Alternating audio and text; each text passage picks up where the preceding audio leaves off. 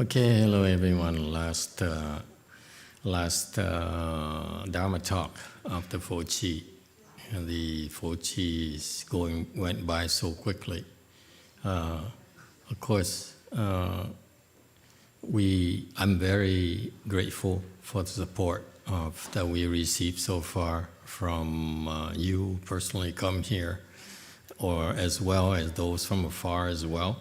So, as well as well-wishers. We are able to keep on doing this year after year because of your continued support. So thank you all very much. All right, tonight this is the last Dharma talk. So anyone who would like to give us some feedback, make comments, or ask more questions, please feel free. All right. If not, then we'll continue and learn something meaningful, like Master Xinhua's teachings, instead of listening to my ramblings. Okay, questions, comments?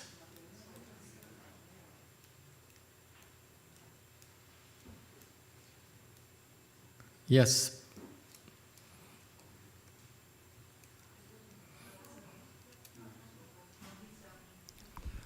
Hello, Master.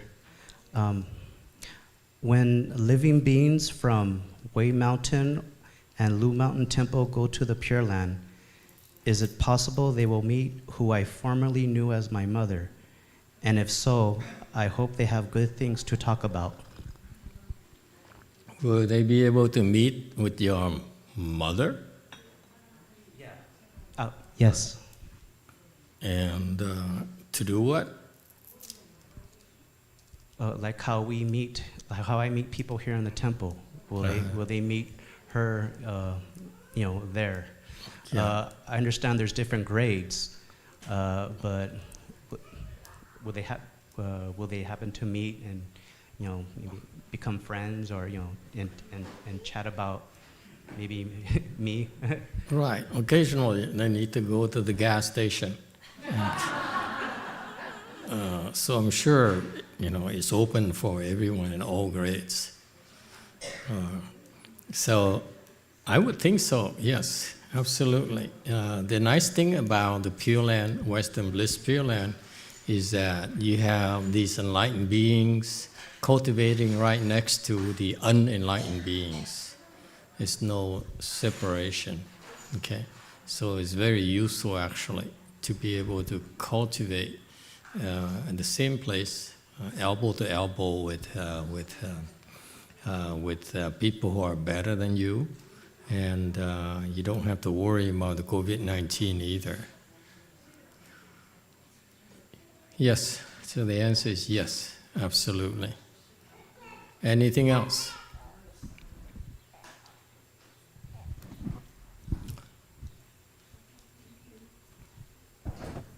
Okay, that concludes our question and answer session. Okay. Then, if you can, feel free to ask questions at any time. Yes, go ahead. Purple. Thank you, Master. So in the morning and evening recitation, I read of something that I can't remember the exact line, but it sounds something like I will do things to keep the Buddha in this world, something like that. So this is one of the things I don't quite understand, like what can I do to, for instance, keep Buddhas in this world? I thought the Buddha has already left this world. Okay. And you're referring to the 10 vows of Universal Worthy Bodhisattva that we recite in the morning. Okay? And when you kneel down and you recite,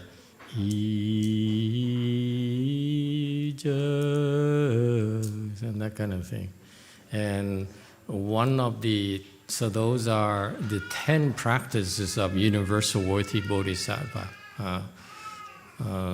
It's a special teaching that my late teacher, Master Shinhua, brought to this country, where we recite it, and it's extremely beneficial to recite it. Where if you hear of it, then the blessings that you from your hearing alone is just incredible. Let alone we reciting it every day ourselves. Okay, so when we recite it, and the ghosts and the spirits and the heavenly beings who come to our session, morning ceremonies, they hear it. They themselves attain incredible blessings. Or if they hear of them and they repeat it like we're doing right now, the blessings are also incredible. Okay, so there's a vow where we request that the Buddha stay in the world. Okay, what does that mean? It means that we realize that the Buddha is the greatest teacher there is. If the longer he stays in this world, the more he can benefit living beings. So that's why we request that he stays on as long as possible. Okay, to benefit living beings. Okay, so it sounds like it's a personal attachment where we can't let go of the Buddha, and that's how late great master Shenhua's disciples did. When he was dying, they did a lot of things to try to keep him around a lot longer. Okay, and he said, I'm such in great pain. It's very painful for me to breathe, for me to live. And so what they did is they use incense sticks and burn themselves to relieve their master's pain. Okay, I saw a nun whose arm right here has rows of these incense burns. Okay, they take incense sticks and burns it. Okay, to share in the pain of their teachers. Okay, because they believe, because they can't let go of their teachers. But that request that the Buddha remain in the world is based on the premise that if you have a chance to encounter the Buddha in person yourself, that is so beneficial. That when you see him, the mere sight of him will be an experience that you will never forget the rest of your life. On top of it, he will eradicate so many of your karmic obstructions to be able to see him in person. And then, furthermore, you're able to make a bow to him and kneel down and are able to make some requests. It's guaranteed that all your requests are met. So you see, for anyone to be able to personally meet with the Buddha is so beneficial that the longer it sticks around, the more living beings will benefit from it. So that's the nature of that request. Okay, and when we explain the Avatamsaka Sutra, chapter 40, a little bit later, we explain more about that. You go into much greater details on what it means as well. Okay, so that's a superficial explanation. Okay, yeah. But that in itself actually is a Dharma door in Mahayana that we practice. Okay, anyone else? Yes. We're warming up.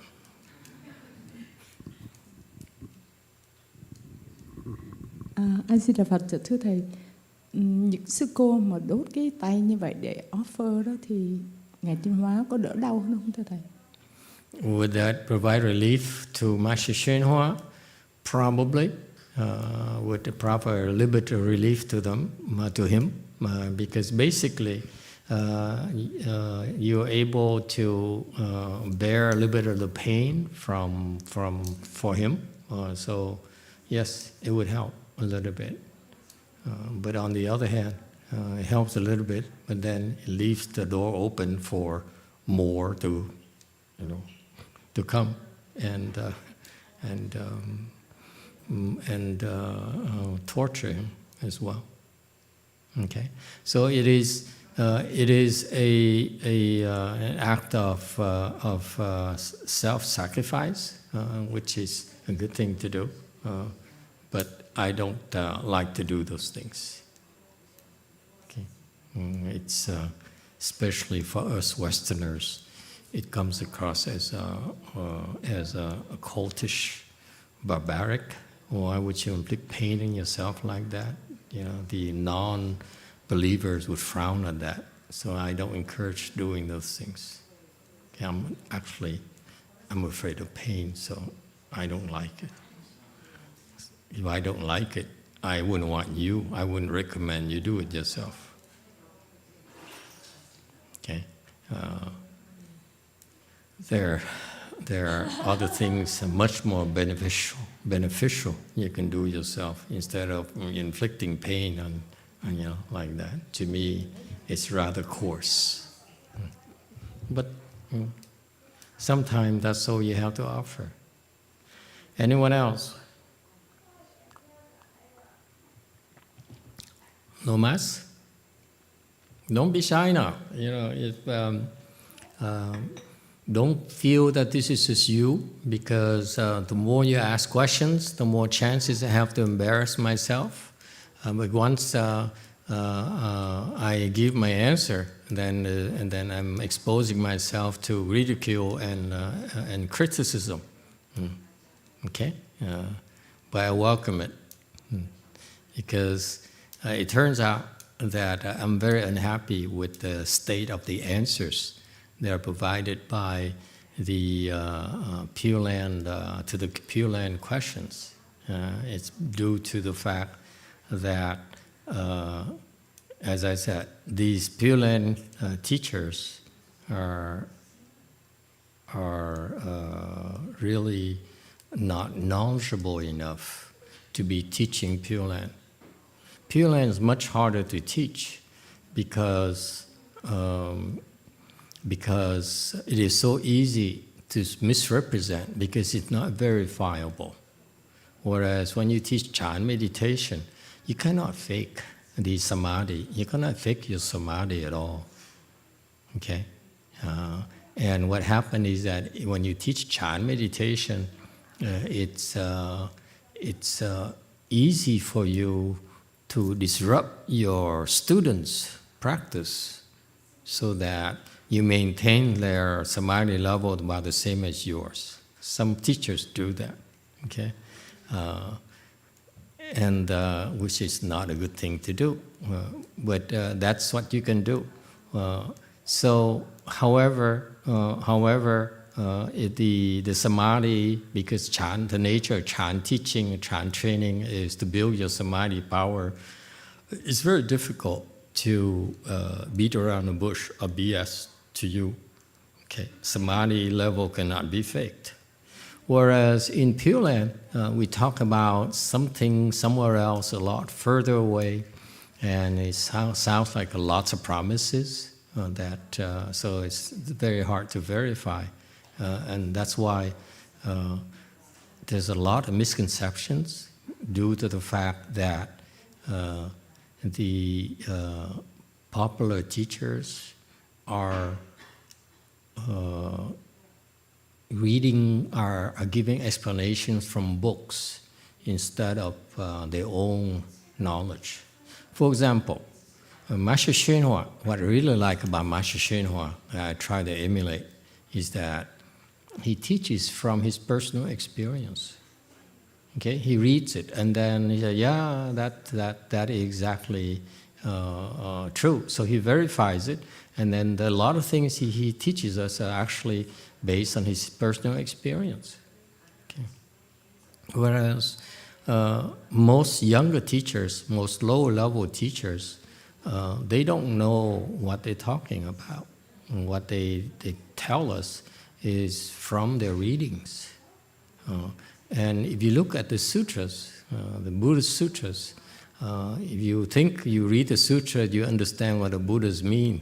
The meaning, you understand the true meaning of the Buddhist teachings, you are so deluded.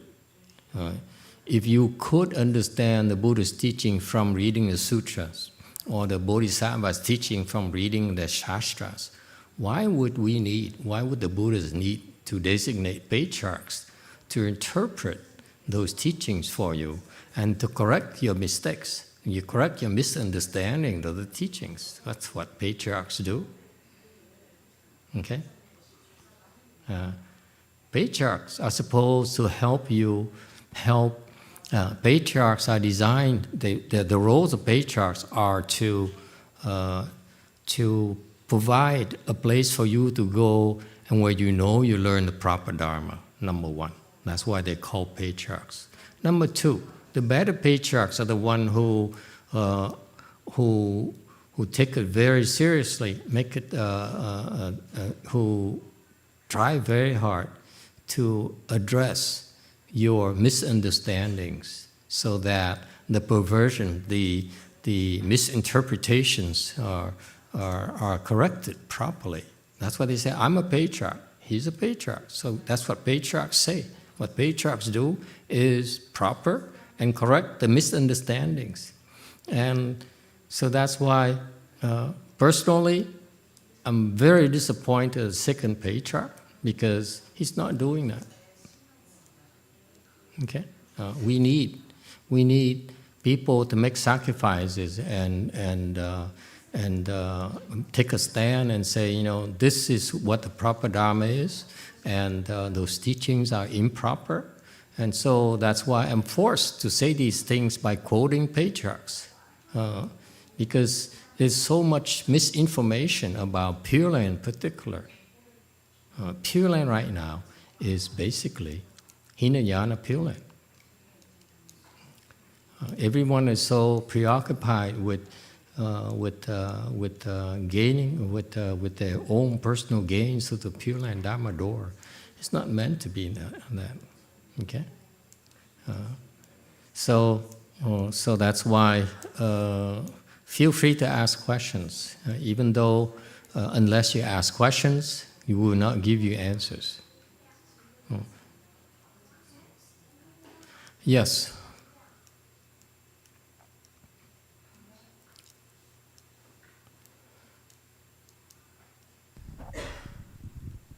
This is from Charlie. Master, does getting a rebirth plaque for one's deceased parents a form of filial piety?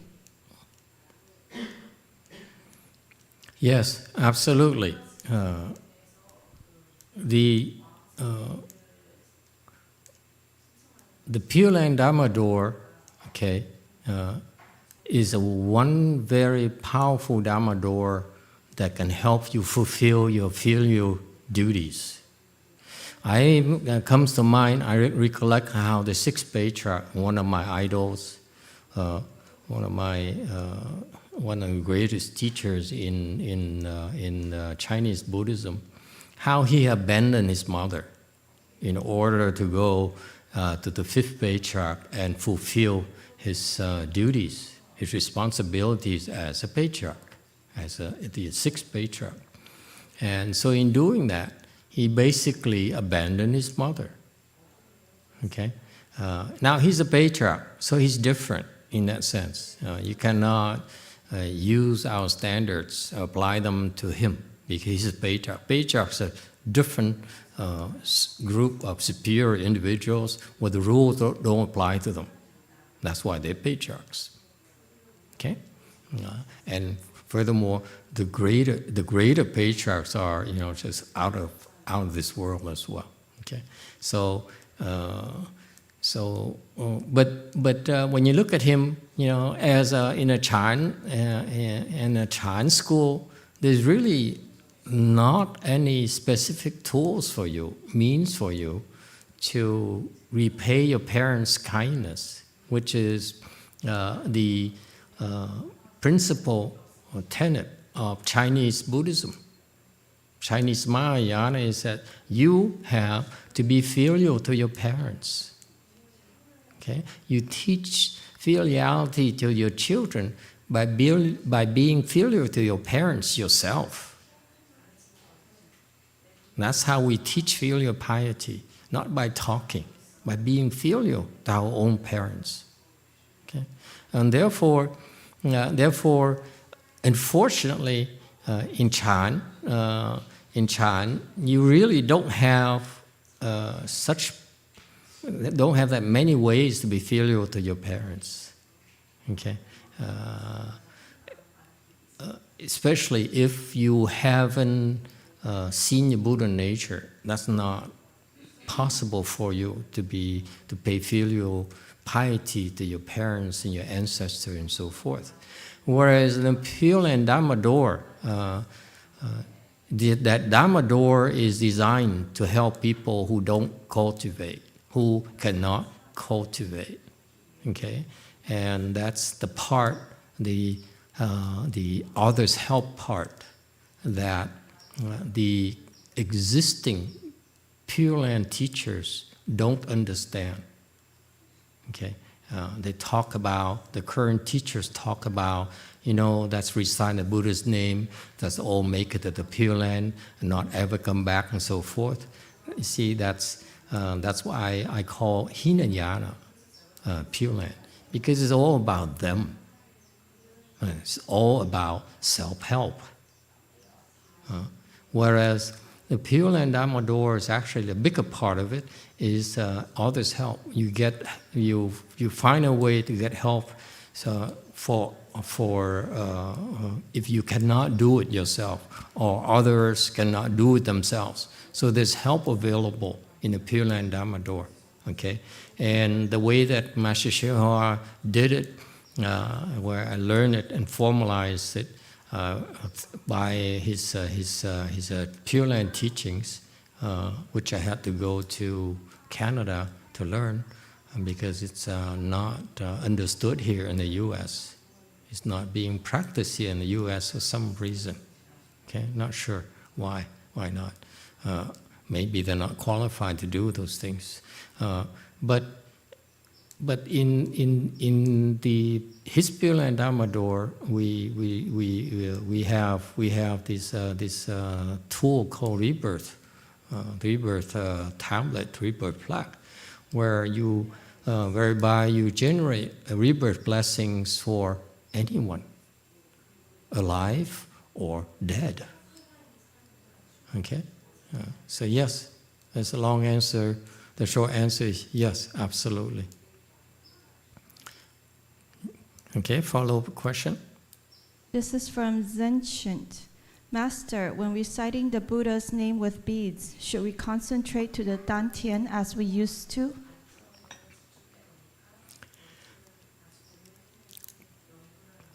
If you like, you can concentrate on dantian, but you don't have to. Okay, you can simply, to simplify it for you, you can simply use your feel, use your finger, concentrate, and this is good enough. Okay, the way we train you about Chan, Pure Land actually has multiple steps. In Chan, when I teach you about Tantian, is actually an expedient for you to park your mind, anchor your mind there. But eventually, after you become enlightened, you understand what the Dantian really is. The Dantian is actually will morph as you make progress. The Dantian will keep on changing and evolving until you see what it really is. Okay? Only the us Chan people, Mahayana people, can really understand what a Dantian is. No one else, not the Taoists, no one else.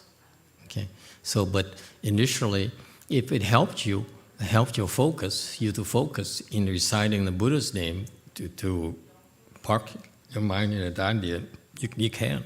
That is not necessary. Okay. Anything else? Yes, green. 지금 현재 조사는 다음에 조사가 되실 분을 알아볼 수 있나요? Do we have a practice of checking all the microphones before we get started, instead of talking to each other?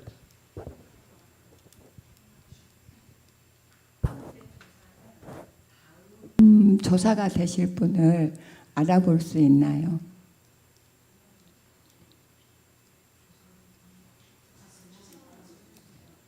현재 조사께서 다음 그 조사를 이으실 분을 알아보실 수 있는지 궁금해요.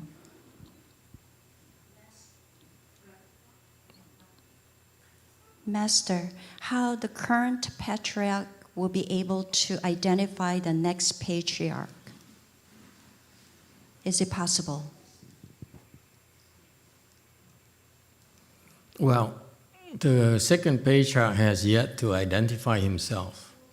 Of course, he's been designated, he's been recognized by Master Shenhua as the second patriarch, second American patriarch. So it has been officially done because Master Shenhua declared so. He says, "I've chosen my successor," and so it's up to him, to do whatever he's supposed to do. Because that designation has a certain level of very heavy-duty responsibilities. Of course, we know about him. A lot of us know about him. Okay, so the pressure is not from you. The pressure is from us. Because we basically look at him. Do your job. What are you waiting for? Okay, but so if the question is about this patriarch, then we know about him. Quite a few of us know about him. Is that what the question is about, or the third patriarch?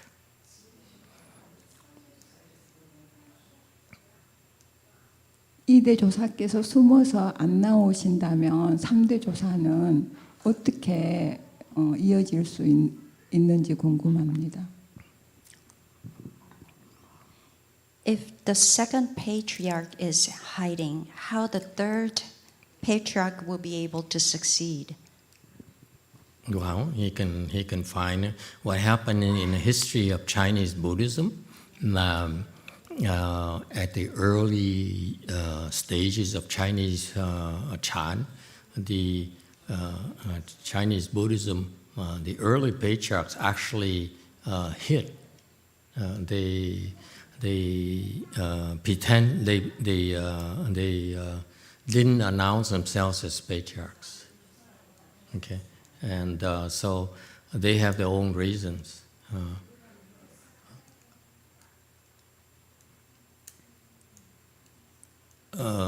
So they have, I'm sure they have good reasons. I'm sure the second patriarch also has good reasons not to announce himself. Okay, so whatever he does, but I'm only making excuses for myself in that I patiently waited for 20 years since I came to Buddhism. The first 10 years was to hear of him so that I can go and learn from him. Because in Mahayana practices, we learn from patriarchs. We don't go anywhere else. I mean, I don't go anywhere else. If I know there's a patriarch, I go learn from him until he runs out of things to teach me. And I move to the next teacher. That's our Mahayana style of training, of practice. So for me personally, I I was disappointed the first 10 years that I couldn't identify him. Okay, after I was able to, one day I was able to recognize him, and I said, okay, he's a patriarch, so I cannot usurp his role. So I waited patiently for him, and I told you when I first started teaching, I said, I'm no patriarch, that's a fact. So what I'm doing is filling the gap temporarily right now until the patriarch announces himself. Then I will refer you, all of you, to go to him. That's what you're supposed to do. That's what we do. Okay. But it turns out at this stage here, as I get older, and we both are getting older, and I realize after 15 years of teaching, okay, it takes about that long or even longer before you learn, you figure out what to do. So that's why, if I started 15 years ago, I learned so much and I changed so much. If you looked at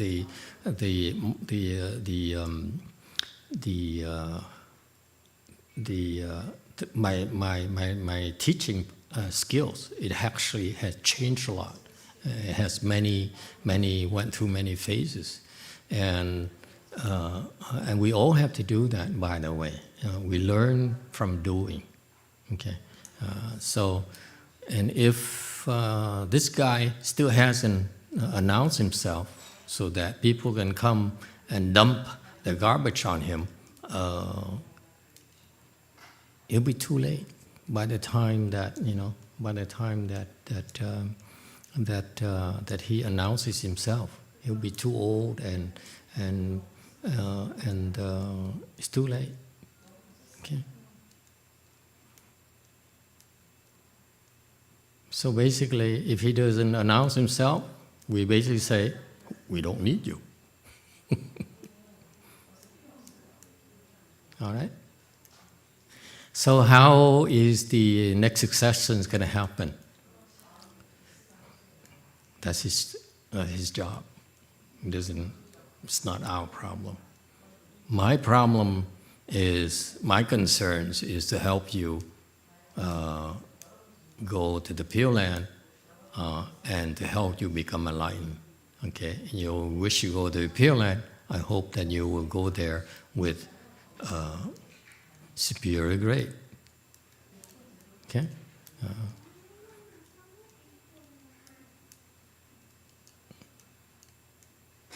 But whatever he does to recognize the third patriarch, I'm not really interested. I'm so disappointed, frankly, that I really don't care what he does. All right? I'm fed up. I waited too long. I'm getting too old, and to be willing to wait further. If he announces himself, people will start coming to him. It will take him at least another 10 years. I know this guy. It's gonna take him at least 10 years, more likely 20 years to figure it out. By then, it's too late. I'd be retired by then, so I have no more interest in this guy. I moved on. Okay? We all get what we deserve. Yes, Orange.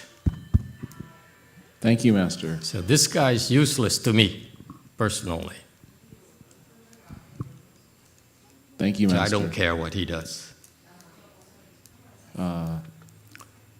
How does a patriarch announce themselves? Like, is there a tweet or a YouTube video, or how would we know? I don't know how he's going to do that, and I don't care. But what happens is that when they announce themselves, for example, Master Shinhua, when I was there, there's an old monk. When I was a novice, he's an old monk, and he walks around like this, He has some kind of back problems. He walks around hunchback like this, and he walks around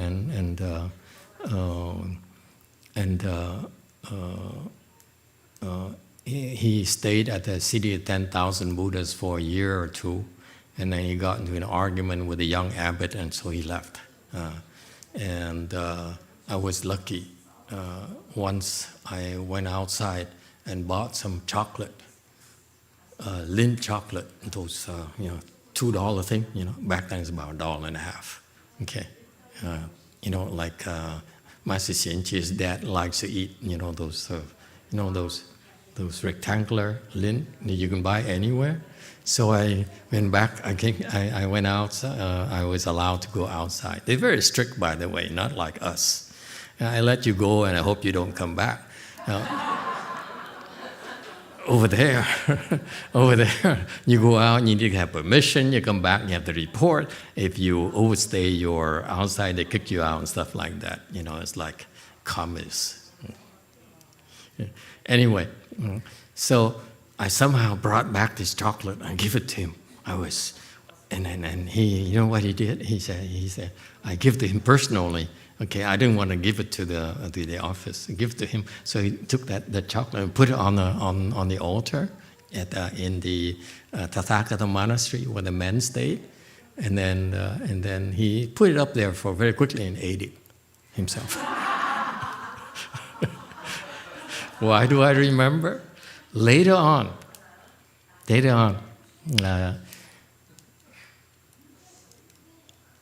something like 10 years later, a Vietnamese spy, I know them. Not these ones. A Vietnamese spy called me and said, you remember that monk? I said, oh, of course, I remember him. There's only one monk who walks around with, like a hunchback of Notre Dame. And he says, he now announces himself as a Weiyang patriarch. So he has his disciple, a nun, a Chinese nun. He's Chinese, by the way. And a Chinese nun going around and telling people to support him because he's a Weiyang patriarch. Okay? So I said, no way. I said, it's possible. The guy's a hunchback. How could he be a patriarch? So I gave that guy, that spy, a hard time. I said, no, you have to stop gossiping like this. And then that night I meditated because I was meditating by myself, doing chant by myself. And I meditated and I said, oh my God, he's really a Weiyang patriarch. Low level, but he's a Weiyang patriarch. I said, wow, I'm lucky I offer something to a patriarch.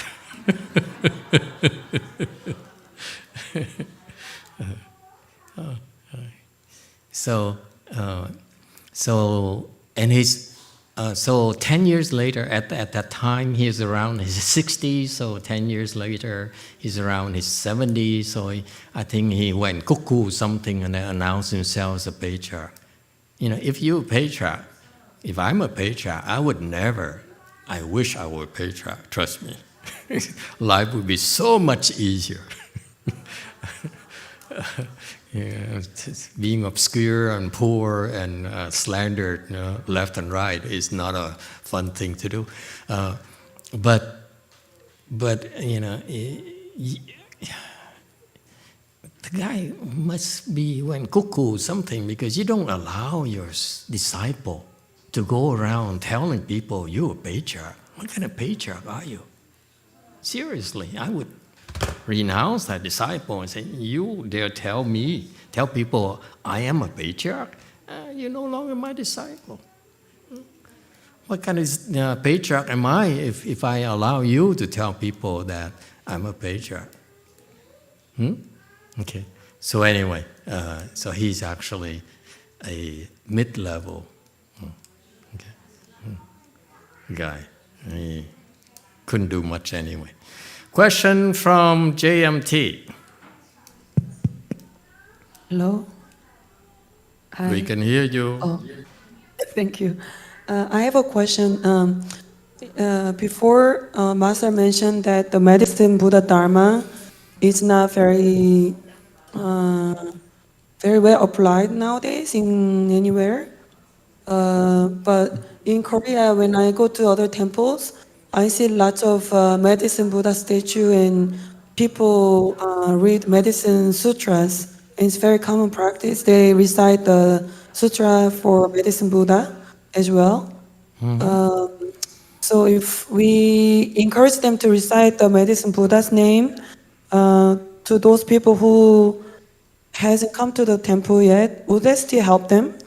Absolutely. Even though they can develop the samadhi power, would that still make any difference for them? What's the question name? Can they develop Even though samadhi power? they don't have chance to develop their samadhi power effectively, just reciting the Buddha's name alone, would that help them still? Absolutely. It helps to have more matchsticks because someday you use it. Okay? The point I'm trying to make is that our practice is slightly different from the other temples only because I'm impatient. I'm getting too old and too impatient. I can't wait to retire. In where I came from, in Vietnam, I'm expected to retire when I'm 60. Okay, this is what we do. We like to retire when we're 60 and take it easy. Okay. But here in the U.S., everyone works so hard, and the retirement age is like 67 before you get your full retirement benefits nowadays. So I'm willing to wait until I'm 67. After that, I can't wait to retire. So my point here is that I feel guilty for all the support I received the last 15 years.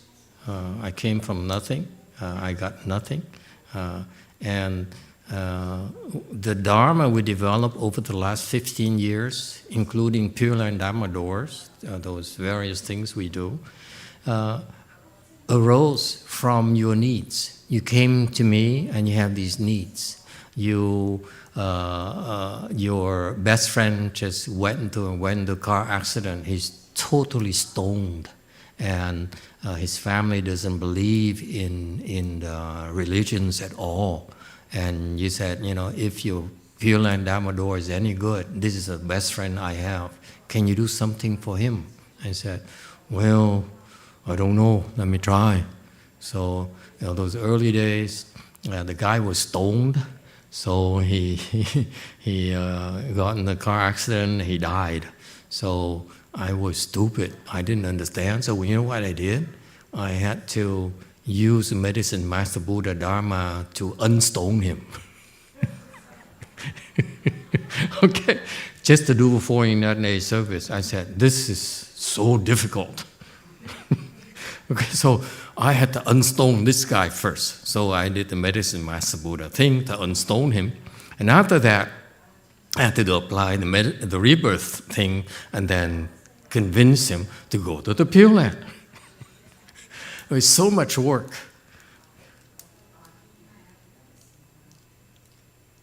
And after I finished, I said, well, he made it. The guy said, oh, thank you. Goodbye. Disappeared. So I did, so much work for so little and for one thank you.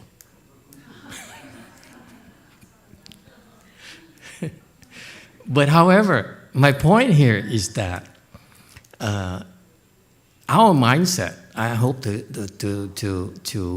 drill this into my disciples. We try our best, okay?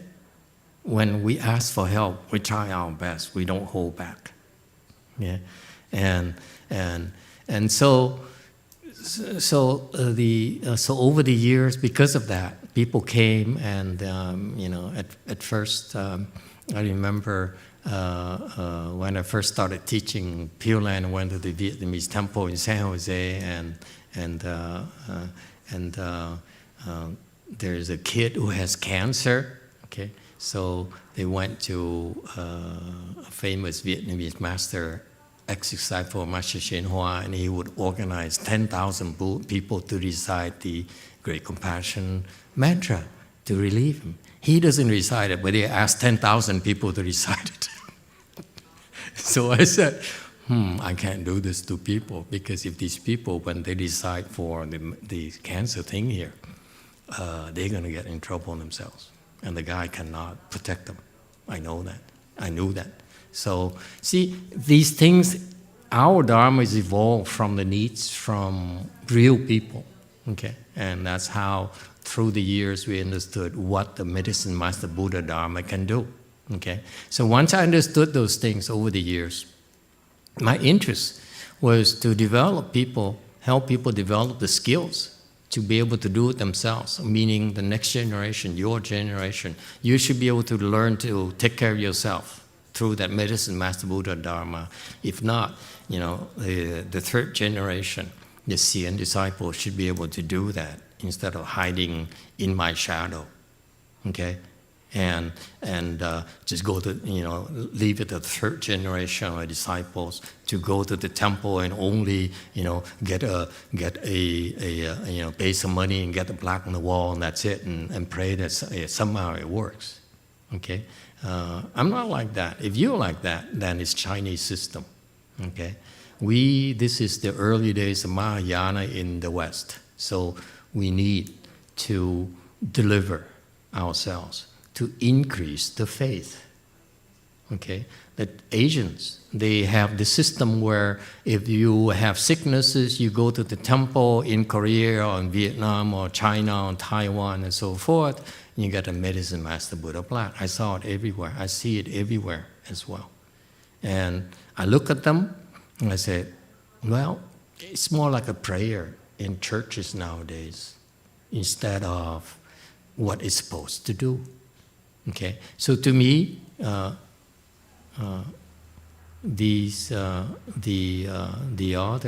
existing medicine master Buddha services, if you will, out there are basically prayers. You pray and hope that works. You pray and hope that God listens to you. So how different are we from Catholicism? Over there, they say, I pray to God, I hope God listens to me and allow my football team to win today. And 50% of the time, they lose. Okay? And they still pray because that's the only thing they have. Okay? My master did something better. He brought the Mahayana to our part of the world, and brought the Chinese Dharma called Medicine Master Buddha Dharma. And now, the people his disciples, my generation, we have some Kung Fu ourselves. So, of course, the blessings we generate are far better than our colleagues. That's a fact, okay? But the problem is that my master really never really explained the medicine master Buddha Dharma to them, to my generation. So when time for me, it's my turn to use it, I have to explain to you why you need to use it. So over the years, we developed this deeper understanding of what it does through results, okay? And so my attitude is that I hope that the third generation of Xian disciples will be more knowledgeable and be more competent, okay? Because for this medicine master Buddha Dharma to become stronger, we need two things. Number one, more of the Xian disciples out there who are able to recognize your problems and help you address those problems with, let's say, the various Dharma doors. Number two, they themselves will be able to do it instead of depend on me. Okay? So to say that So my point about the medicine master Buddha, Dharma being not available is in the sense of, it's true. In Vietnam, for example, the Vietnamese were very result-oriented, especially in a communist culture nowadays. Unless you show results, they don't buy into it. And so the Vietnamese don't have the medicine master Buddha, Dharma anymore because they don't show results. You come to the temple and you ask for help for this, for that. You really are basically like, might as well go to church and do some prayers. It's no difference. Then that's why it's disappearing. No one believes it anymore. So apparently, according to Korea, the Koreans still do it. I suspect, given I recognize the level of the Sunims there, it's not that much different, okay, from the Chinese system, because I think what I like about Korean Buddhism is it has a very strong tradition. The weak ones left and switched to Catholicism, okay? For good reason, because if you only offer prayers, then they might as well switch. They can switch back and forth. You know, if it works for them to go to a church, by all means go to a church. I have no problems. It works for you to go to church and get what you want, what you need. I love to go to churches because I love the choirs. Okay, I love the architecture. Okay, I think Buddhist temples architecture sucks. I love the church's architecture. Now, that's a monument to God. And our Buddha is so much better. Why can't we have better monuments to Buddhas? But we don't, okay? So I love certain things about the churches that I find remarkable. The operas, their praise to God are just magnificent. The music is so outstanding, okay? Those things, okay? And I have no problems in the future. Again, one of the projects I have when I retire is, if you guys want to go into music, and the arts and so forth, we should support you as well, because that's the next level that we can provide of services we can provide to the people who are looking for prayers and so that they have another option besides going to churches. But I don't feel that the Korean medicine master Buddha blessings are not that good, okay? But you have to give credit to the Koreans for that strong tradition. They believe in the Buddha Dharma, and that's why I'm very impressed by that, okay? They have a very strong tradition, and they're very conservative, and so that's why I have very high hopes that we'll be able to strengthen and turn Korea into one major anchor of Mahayana in the world. Okay? It's the people, okay, we look for. People with potential we look for. Because I don't have time. I don't have much time left. So I need people with potential we can train very quickly so that they can go out there and deliver Mahayana benefits, not just prayer, not just talks, not just dreaming. Okay? All right. Yes, Orange. 스님 질문 드립니다. 삼매 상태에서 약사주를 독송했는데 그것은 정토에 가는데 도움이 되는지 여쭙고 싶습니다. 나무 보체파티 비샤서 지루비루. Sorry.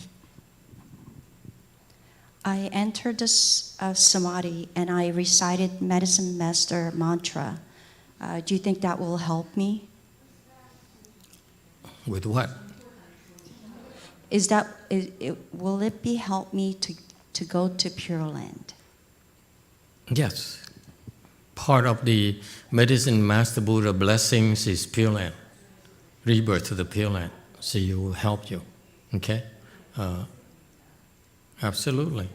But in our temple, we have a more specific Dharma door where you actually have that's dedicated to help you go to the Pure Land. Okay? Medicine Master Buddha blessings is well-rounded, all around. Okay?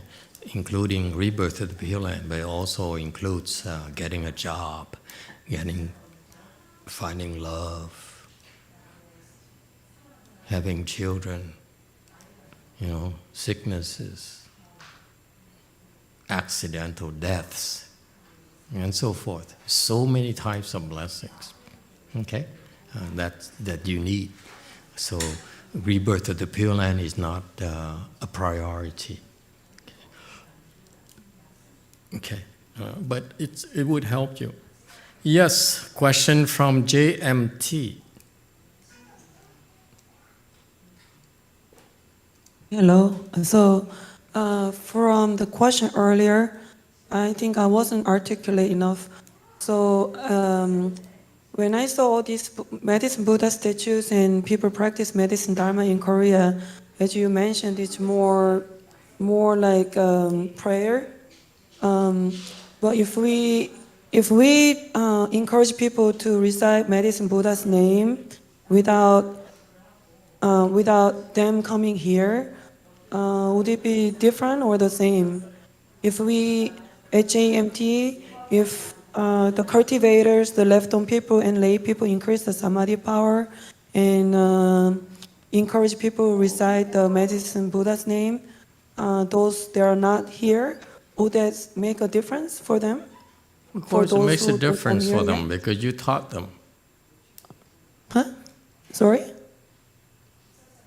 It will make a difference because you teach them. When you transmit, you teach them. When you teach people something, you guys don't realize it. Whoever teaches you matters. Okay, it's not the same. You go, it's not like, look at it this way. It's like you take an algebra class from a junior college here in the US versus a university in the US versus a top 5 university. It's the same class. It's also called Algebra 101, but it's not the same, clearly, because the teacher is different, and therefore you learn different. So the mere fact that you go, or the people who pick up a book, okay, and read it and they do it, is different from they coming to the temple or contacting you and say, I have this problem. My daughter is morose. She's often depressed, and the medication is not helping anymore. And you say, okay, then try the medicine master. So actually, you are indirectly helping as well. So it makes a huge difference. Okay, I give you an example.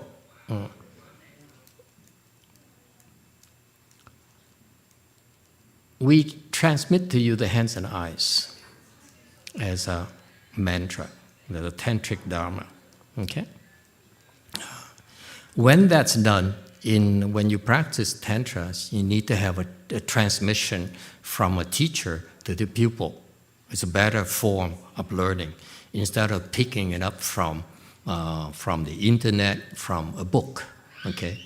It's better to have a transmission. In particular, and I know when I talk about hands and eyes, we have a lot of requests for people to say, I want to learn hands and eyes and so forth. The materials are available online. It's quite inaccurate. Okay, you feel free to learn from that. That's fine. But where I came from, the tantric dharmas in any Dharma in general, but in particular Tantric Dharmas, you need to have transmission. So when we transmit right there, what happens to you, we transmit the Dharma to you, is very different from you learning from, let's say, from the internet material or from a book. And a lot of people are doing that nowadays. They pick up the materials and practice on their own, okay? There's a huge difference because when we transmit it to you, we are actually providing protection for you, okay? You, when it comes to the mantra practices such as the 42 hands and eyes or the medicine master, mantra itself, any mantra in general, you want protection. Okay? Without protections, very difficult for you to improve. So if these people learn from, this temple or that temple from a book, it's not the same as coming to us and receive transmission. For example, more specifically, nowadays, over in my master's temples, they transmit the hands and eyes by saying that it's from Master Shenhua, okay? They play this recording and so forth. Maybe it works, maybe it doesn't, okay? I don't know the exact arrangements. But that transmission right there, okay, is different from our transmission. The hands and eyes I transmit to you comes from me, not from Master Shenhua. Okay? So the protection is different.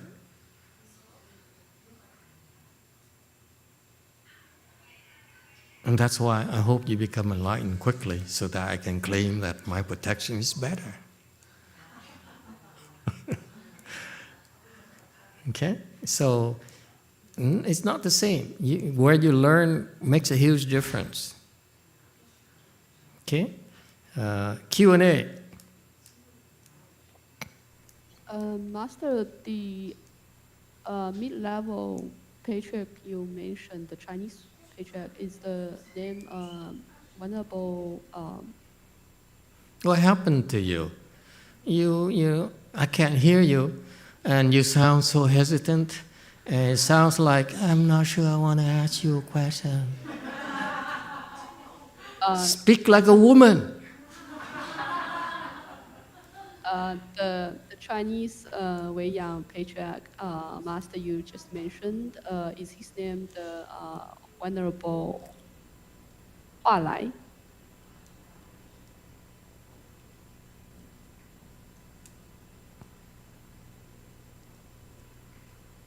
Would you like some more time to think about the question before you ask? Okay, that switch to Jewel Mountain Temple had been cut off. 안녕하세요. 안녕하세요. 저는 승화입니다. 저는? 제 질문은 Master, he is the engineer. The uncle came before. That guy, you are here. Oh, the bipolar pharmacist. Yes. 몰랐는데. 제 질문은 지금 제가 괜찮은지 저는 괜찮다고 생각하는데 다른 사람이 봤을 때는 안 괜찮아 보인다고 할 때 그때 제 상태를 파악할 수 있는 방법은 계속 앉는 것밖에 없나요? Sounds serious. Is he still alive?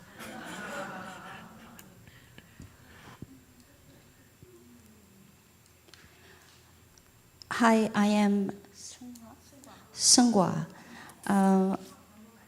My question is, if I'm okay, sometimes I think I'm okay, but others said I'm not okay. So to see my state, do I need to just sit? To see my condition, do I just sit? Okay. Okay as opposed to crazy? Sorry, I don't speak the language. That's why it's a cultural and language barriers here. Yeah, don't worry. If you have no problem, it's nothing to worry about. You know, don't listen to others. Whatever they say is, it's just whatever they say. It's all a lot of talk. To me, you shouldn't be paranoid. If you feel you have a problem, then look into it and try to fix it. If you have no problem, there's nothing to talk about. Just because other people say differently doesn't mean that they're right. You yourself should know. Okay? If you feel you're normal, but others feel you're cuckoo, don't talk to them anymore.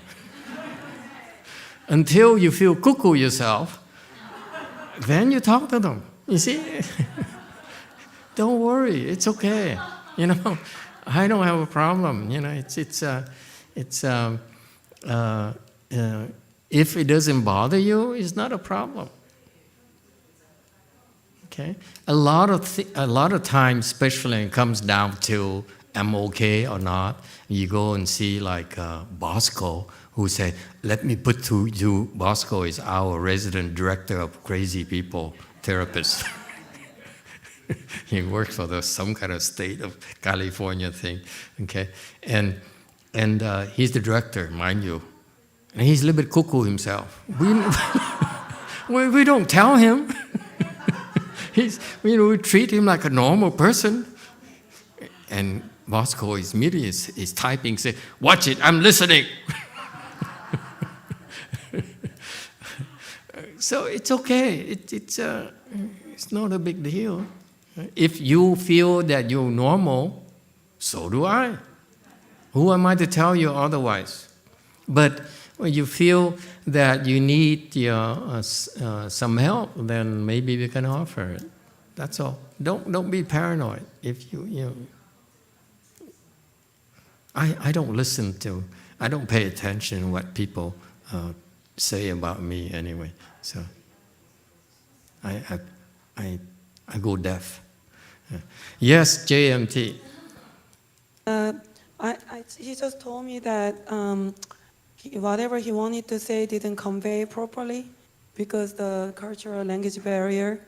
So what happened was he told me when he sat here in Full Lotus, since the Dharma talk started, he thought that he was like fine, but then because after he sat, he felt so much better. He realized he wasn't, in the best condition. So his question was, is the sitting the only way to be able to monitor your condition, or is there any other way to monitor the condition he has? Yes, there's another way. Shave your head.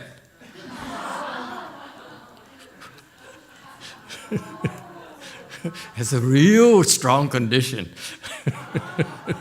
You will find out it's because it's a 24-hour thing. It's not just half-hour sit.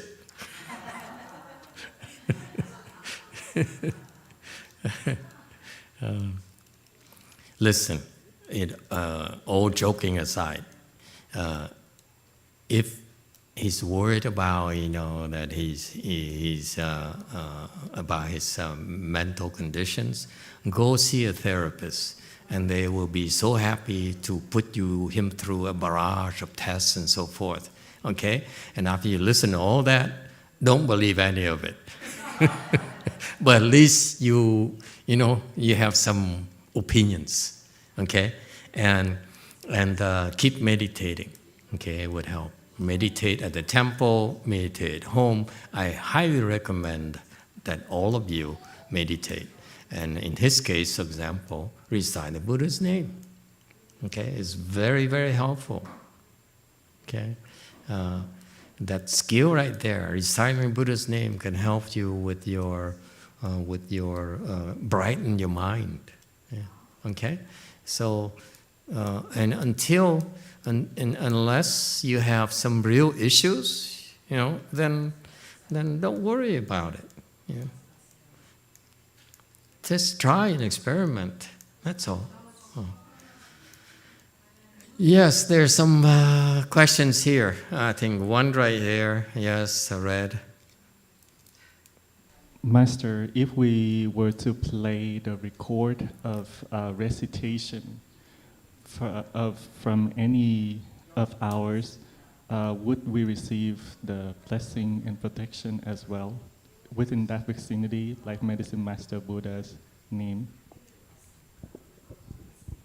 Would you what? If we were to play the recording, audio or something, within that vicinity, do we, when we listen to that, do we plant the seed of Medicine Master Buddhas as well? Absolutely. This is why we need to re-record our mantras.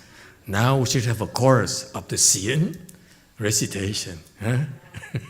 It'd be so cool. Huh? So we have the recitation called Xian recitation. If you want a name for the way that I taught you how to recite the Buddha's name in your spare time, okay? When you are going to the cafeteria, when you're going to your coffee shop, that's called cool recitation. Okay, that's called cool recitation. Kool. Because eventually you know what it means. Okay. Anyway, absolutely. I think it's a good project. I think I would leave it to one of you lay people or one of you Xian people to run that project where we actually, I would like a group of you to recite those mantras and these Great Compassion mantra, Medicine Master Buddha mantra, Rebirth mantra, Shranga mantra, and so forth. Okay, it would be a very, very good thing. Because when you do that, when you play that, you actually receive the same benefits as those people who reside. Okay, but that's external help. Ultimately, you want to learn to do it yourself. Okay, but it doesn't hurt to play those things. All right? Yes, internet. Oh, I have a question here, orange first. Thank you, Master. There's so many of you. It's just like when the last night, you say, oh, last chance, and everyone comes like, last call, we're closing. In the U.S., you don't know about that. In the U.S., we close at 2 a.m. here, the bars. So around 2 a.m., the bartender says, last call. So everyone orders the last drink before they go home. Yes, last call, orange. Thank you, Master. Two comments. Number one, for the Hankook Saram in Jewel Mountain Temple. Hanguk. You see, the wife has been busy teaching him Korean. Hanguk. Hanguk is Korean language, right? Huh? Right? Hanguk is Korean language. Yeah. I wanted to the sound, the pronunciation correct, isn't it? It's correct, yes? Okay, very good. Impressive. Jung.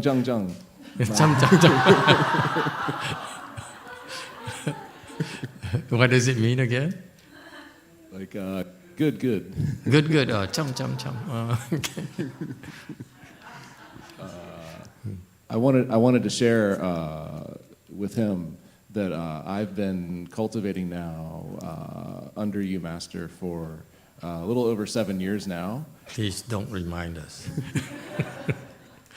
And during that time, there has been no better gauge for my mental health than when I meditate. So to encourage him to keep doing that, it's been the number one thing that's helped me. Absolutely. Very good. Thank you.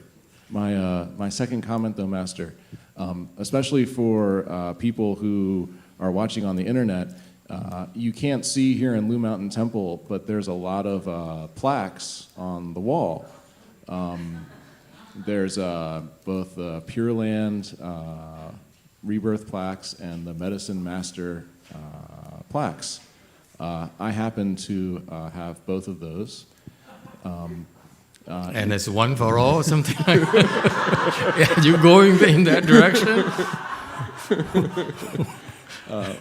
Well, since you mentioned sales, Master, I wanted to offer my testimonial because when I first started coming to Lu Mountain, you know, my purpose for coming was to have better relationships with people. I found myself at work having challenges that would repeat themselves in cycles. After some time, and as my belief grew stronger and I took refuge in the Triple Jewel, I learned about the Medicine Master Plaque. One of the Sangha educated me. And so I chose to invest in a plaque. And I wanted to say thank you for the opportunity to do that, because since doing that, I know I don't have a good understanding of the Medicine Master, Buddha, or the benefits, but my experience has been, my career has progressed exponentially. During the pandemic, I lost my job suddenly and was hired again rapidly.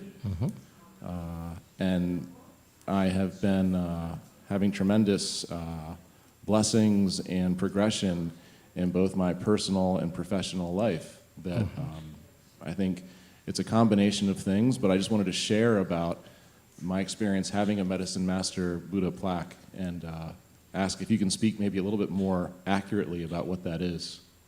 Thank you, Master. Okay, very good. Thank you for sharing. It turns out, for some reason, historically, the last 15 years, the Medicine Master Buddha blessing seems to be very helpful to a lot of people with their careers. Okay, people who look for jobs and so forth. This gentleman is interesting in that he really doesn't quite know. He's very eloquent, very suave, but he doesn't know how to work with people. He doesn't know, from my perspective, he doesn't quite know how to relate to people professionally. And so over the years, I saw him become a supervisor, manager at a big entertainment company, one of very highly regarded entertainment company, and I encouraged him to go there because I felt as if they have very good management structure there, and so he struggled a lot going there, and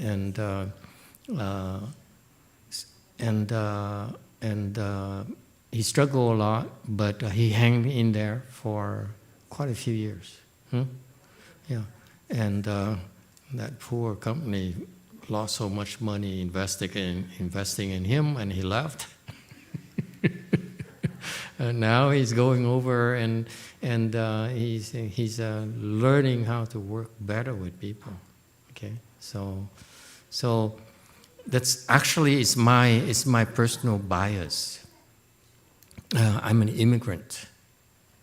I will forever be grateful to this country for having given me so much as a person and as a monk as well. This country is so generous in that I came here hoping to join and learn about business management and being an executive, I was exposed to that. I had some training and experience doing that, and then so my bias has always been to pay back, okay, by contributing to the country. Our ethos is in Buddhism is to be grateful for the kindness we received, and what's better way to be grateful than try to pay back, okay? And the way I pay back is by contributing, by doing things that hasn't been done before, by raising the bar, by trying my best in everything I do, and I try to share that, instill that in the third generation of Mahayana disciples. So I'm very pleased that over the years, many people who came to us, whether as disciples or as non-disciples, somehow the Medicine Master Buddha blessings helped them with their careers, quite a few of them. So I'm very pleased with that at all levels, okay? And to me, that's one of the basic things. You know, if you want to be Buddhist, the first thing you do is take care of your family, take care of your parents, okay? And so you need a good job, and you need to contribute, okay? And that's why I try to emphasize to all of you, as long as we get paid, we need to give our best and to our bosses and to our companies, okay? That's our ethos, okay? We don't worry about whether we are rewarded enough. The fact that we're doing good, we're trying our best, is good enough for us, okay? And that's why I share with you, we help with the COVID and stuff like that. Whether people believe or not, doesn't matter. If we are able to do some good for real, then it's our blessings. Who cares if people believe or buy into it? If we do the right things and we really are able to provide benefits, then that's our blessings. That's ours to keep, okay? Ours to use in the future. And that's why there's no substitute for trying your best and trying to improve so that you can produce more and more and more, okay? But yeah, that seems to be a trend. I hope it continues, okay? This is too much talk that, you know, we want to do, we this and we that, but to me, it's about delivery, okay, where it came from. You deliver first, and then maybe you talk a little bit about it, okay? But you need to deliver first. So Mahayana, in your generation, my generation as well, we need to deliver. We need to deliver more than just what my Chinese teacher brought to this country. I want to deliver more than just that, okay, for my generation. And if we get people who are willing to cooperate in that spirit, we will. If they don't cooperate and they're too content staying within their own cocoons, so be it. We don't care. We do our things. But the bottom line is that's contribute. Okay? There's plenty of work to do. So I hope you go to work and contribute, give your best, give your all to your company. Whether you're a politician, whether you are a journalist, or whether you're a homemaker, give your best, okay? I'm very pleased. You know, it's the little things that make me feel so good when I come to the temple. You know, I'm so happy that now at this stage, you know, you are working hard. You buy into this ethos of applying yourself and becoming more skilled so that you can contribute more. You become healthier, become younger, better looking. That matters. Beauty is important to me. Okay? What is life when there's no beauty? Okay, so anyway, so we do those things, and so I'm so pleased to see how my disciples, instead of fighting each other like they used to a couple of years ago, now they're working together, and they know their ranges, and they're working, and they're building off each other and covering having each other's backs. Okay, and so now we divide our workload, and we're able to bring you these services that are helpful to you, and to the point where it's not talk. I come here, for example, and I watch children. By the way, this is my tricks. You can talk all you want, okay? But the children, for example, you don't see it here. Can you see it here? Okay, there's a kid right there in the center of Buddha Hall. Okay, of course, look at her. She's not scared at all. Notice that. Okay, she's very comfortable. That's what I gauge. Okay, the spirit of your practice. Okay, you're not judgmental. Okay, you are kind, and that's why the children, they come, they like it, they're comfortable, they like to hang around here. Okay, and later, when for this particular girl here, it's a funny thing during the Great Transference. Where she hangs out, and it scares her parents, the heck out of her parents and her grandparents. Okay, he hangs out at the center, the epicenter of the Buddha Hall, right in front of me, next to the old monk, and next to the front row there. So right there in the middle. Okay, that's where she feels most comfortable, most happy. Okay, so when you go to the temple, when I come to the temple, I look at who the children are drawn to, where they hang out, and their state of mind. And I'm very pleased to see how comfortable, how happy, how happy the children are when they come to the temple. That's you. That's your work. Okay? Yeah. It's very good.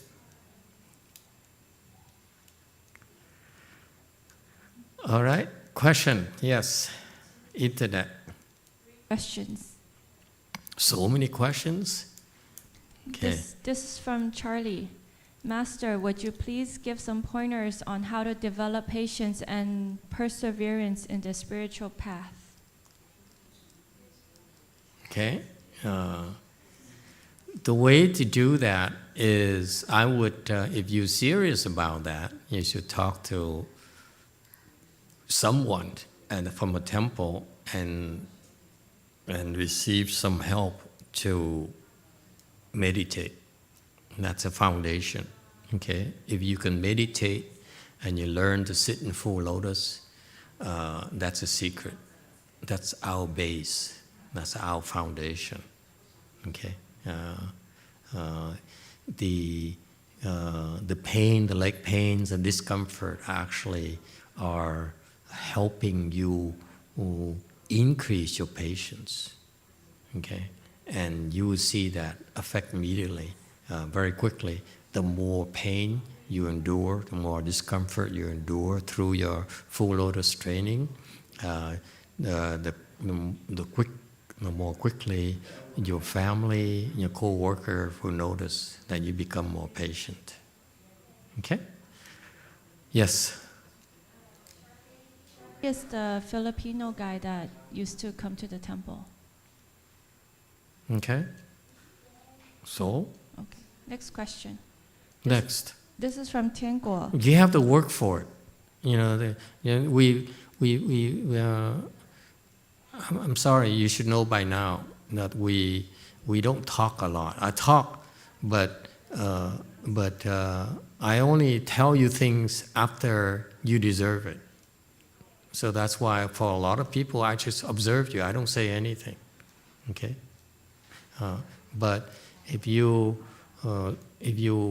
put in the work, then I will start paying attention to you. If you don't, then I'll be glad to keep on talking and talking and talking. Yes? This is from Tianguo. Master, when you helped the friend to the Pure Land, did it use up the blessings of the person who asked you for help, asked you to help? Does it use up blessings? I hope not.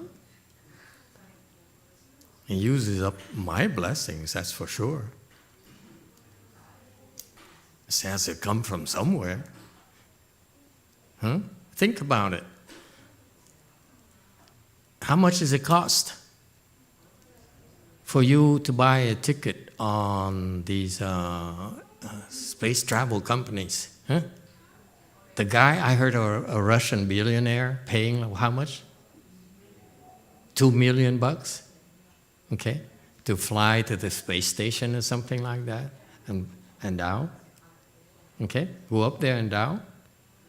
That's walking distance. If you compare that versus going to the Pure Land, okay, not even a marathon, okay. So, and that cost him $2 million. And for you to go to the Pure Land, ooh la la, that requires a lot more blessings. It's got to come from somewhere, okay? So either it comes from me or from your mother, who loves you dearly.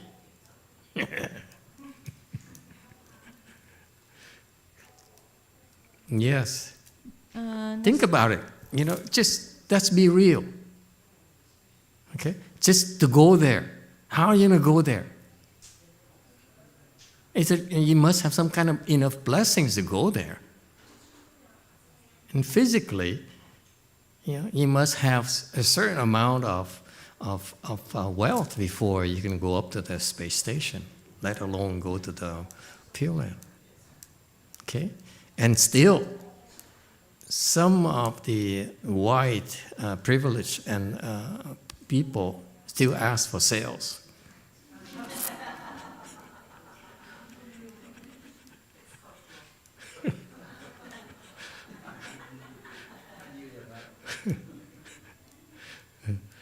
Yes, go ahead.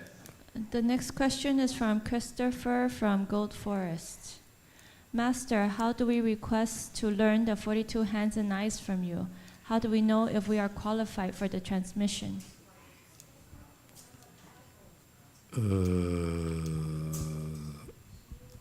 If you're good looking,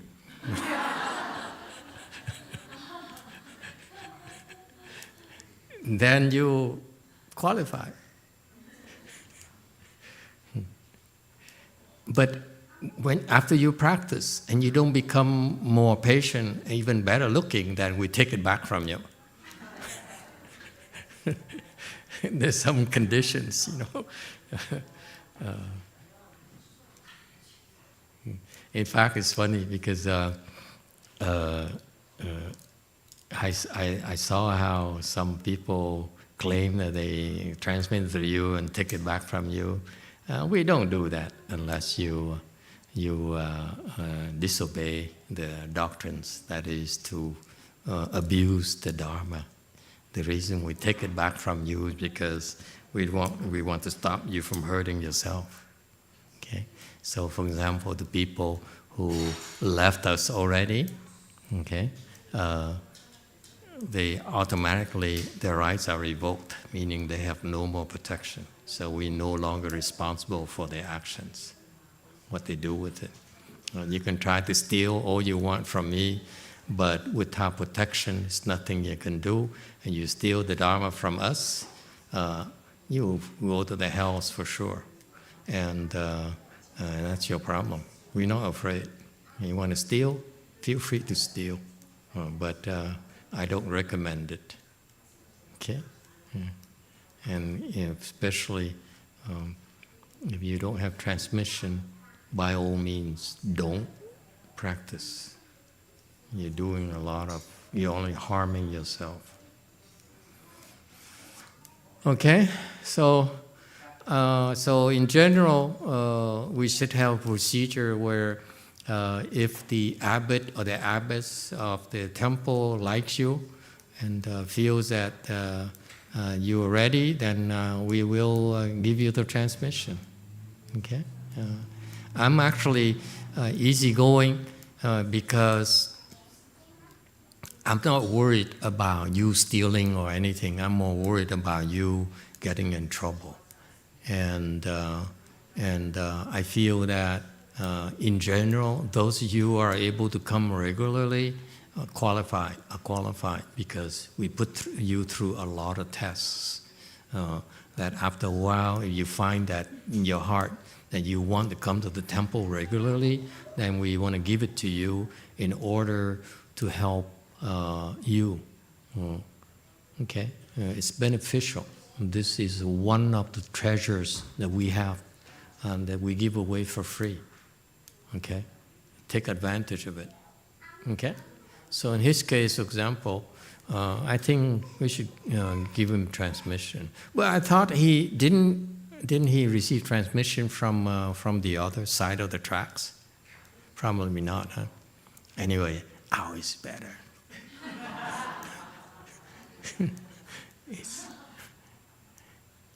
All right, anyone else? Yes. Second question for the evening. He threatened me, he said, I'm going to ask a lot of questions tonight. Red. Okay, thank you, Master. I usually don't ask any, so it's a lot in my standard.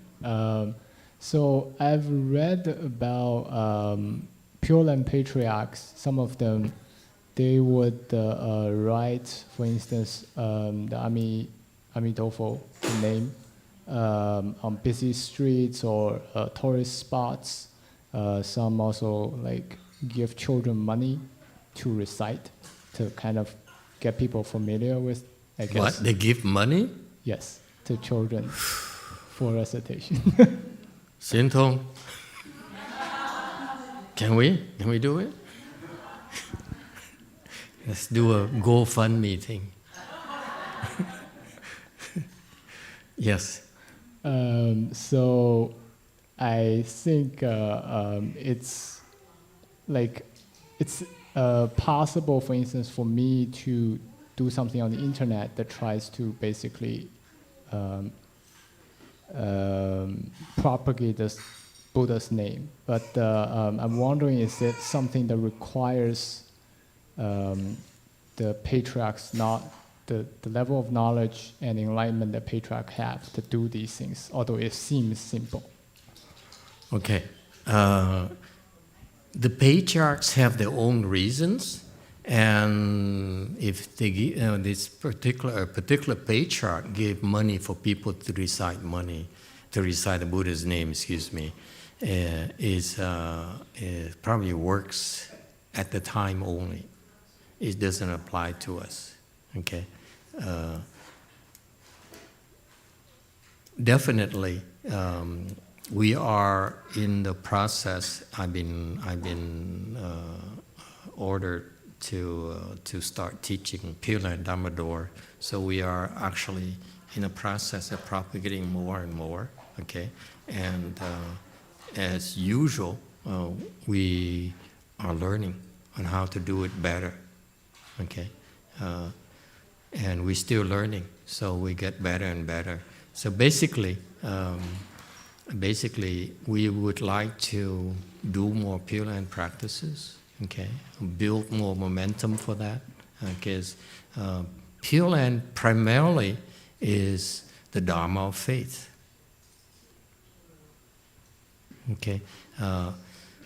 And we need to be respectful of the faith that the other Pure Land masters have been able to generate so far, Asian masters in particular, whether it's Japanese, Chinese, and Taiwanese, and so forth, it's a good thing.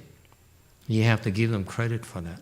Okay, they've been able to generate the faith in a lot of people. That's wonderful. But that faith there I would categorize as blind faith. Okay, faith in Buddhism is not blind, and especially in this Dharma Ending Age, faith should be tempered with results. Meaning that my approach is to increase faith by results. Whether you recite the Buddha's name and your head clears up, okay, your energy increases, okay, that's result right there. So if that's my approach in propagating anything, whether it's jhana or anything, is we increase faith by producing results, by helping you produce better results for yourself. So that's why it comes naturally. That if you practice, if you follow instructions, you see results yourself. So this gentleman in Korea who says, I came to the temple and I thought I was fine until I meditate and I see how my head clears up. That's results right there. Okay, so his faith increased a little bit. That's where he asked a question. So now we tell him more to do, how to get more results. So our instruction will help them get better results. So the faith increases. Okay, that's all. Okay, that's all. That's by itself. That's how I see it. I want to have that kind of standard for Mahayana in this Dharma Ending Age to counteract this blind faith.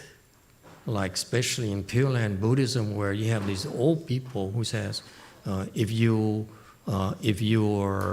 not saying the same thing as my teacher, then you're wrong. I don't believe you. That's to me, it works fine for the older generation. The young generation, it's not healthy state of mind. Okay. Older people, maybe they're too tired to look for another teacher or keep on making adjustments. Okay, but to me, that's doesn't matter how old and young you are. This is a continual self-improvement process. You keep improving yourself and get better and better, and that's what's the fun of cultivation. It's fun of reciting Buddha's name is that you get better, you feel better, and you become healthier, not worse. Okay? So you get wiser and become a more pleasant person, a kinder person, more compassionate person. That's what this is about. So as long as we're doing that, I'm not worried about how many people believe or don't believe us. It's the proper way to go about it. Okay? Whether we become famous or become popular, it's not up to us. I will tell you this. We do all this without trying to become more popular, without trying to make more money. Okay?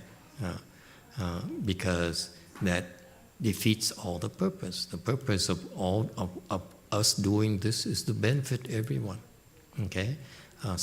So you do it with the proper way, the proper foundation, with the proper dharma. Okay? Not to serve ourselves. Doesn't matter what people say about us. We just do the right things. Okay? And you yourself speak the loudest on what we are about.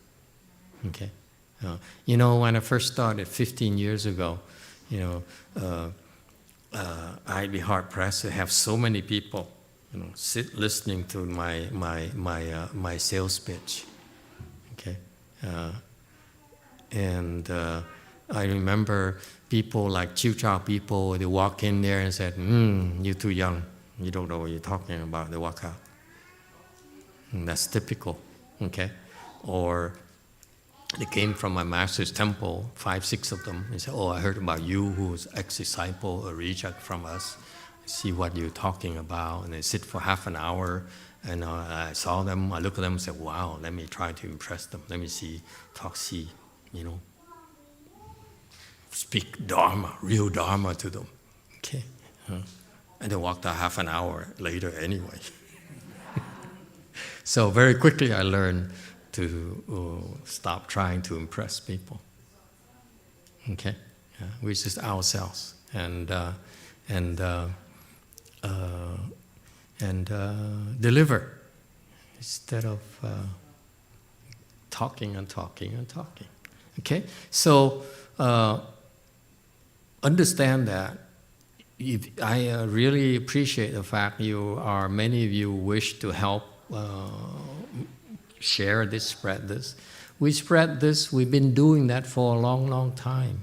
It started with the white gentleman there who came and he even though we didn't have a lot of money, we put money into buying internet, buying storage, online, and then back then we got a license to do Premiere. Okay, it cost us an arm and a leg. Okay, I was balking and said, what?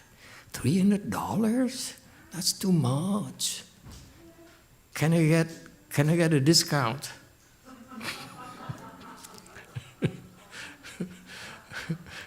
But the point here is that we started doing that because I wanted to add more Mahayana materials online. So we started 10 years ago, 15 years ago. Again, we continue to invest. In fact, that the fancy things we have right now, where we have inter-temple, where we speak Dharma here, and San Jose people can ask questions, and Korea, which is thousands of miles away, can talk to us. We have translation, all this. It's an ongoing process, investing so that we make the Dharma available to everyone. Okay, yeah. So we may be small, we may be poor, but we're very big in heart and big in aspirations in making the Dharma available. Okay, and this is typical of Master Shenhua. I'm not claiming I'm equating myself to him. I'm just saying that I look at my late teacher, even though I didn't learn much from him, but I watch his life. I have the advantages of watching what he did, what he accomplished, what his disciples accomplished, and I can see the difference.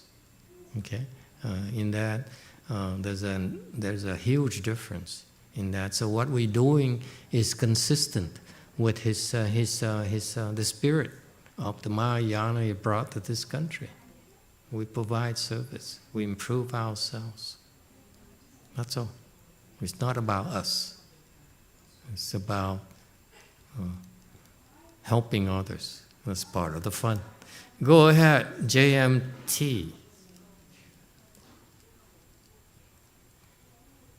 네, 스님 감사합니다. 제가 아이들과 함께 3박 4일 예정으로 불치를 참석을 하려고 했는데 아이들이 절에 있으니까 이유는 모르겠지만 너무 좋다고 하룻밤 더 자자고 해서 다행히 대회양까지 마치고 집으로 돌아갈 수 있게 되었고요.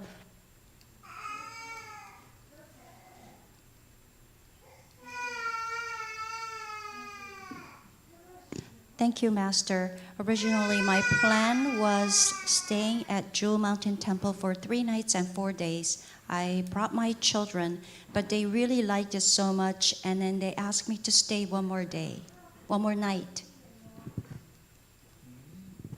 That's it? And I was able to do the great transference. Okay. Thank you.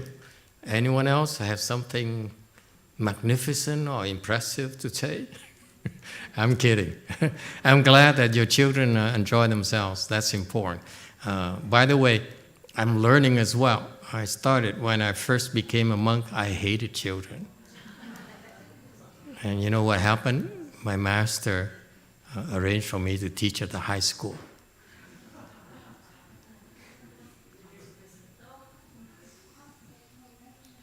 And within months, I became the most sought after teacher at the high school. That's how bad it was. But I hated it.